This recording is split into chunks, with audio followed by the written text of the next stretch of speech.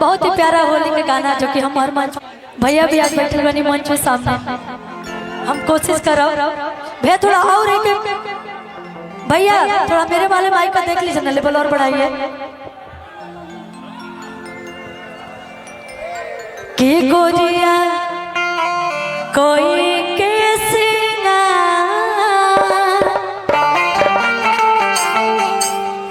और आना में पिसली और दिया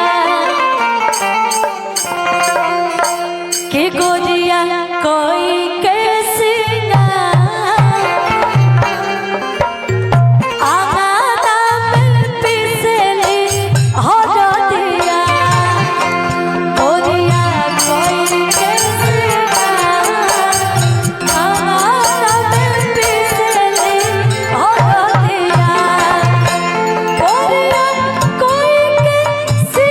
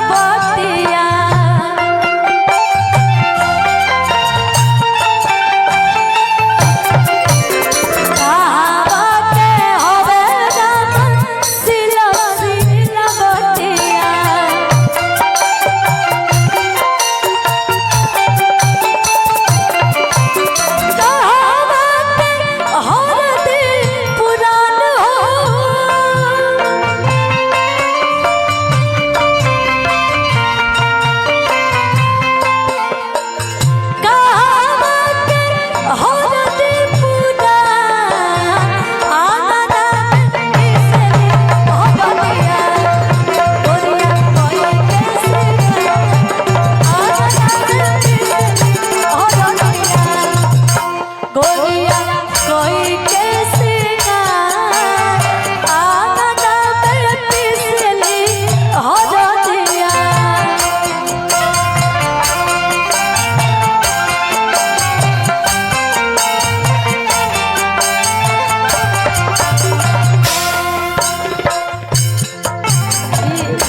खगड़िया जिला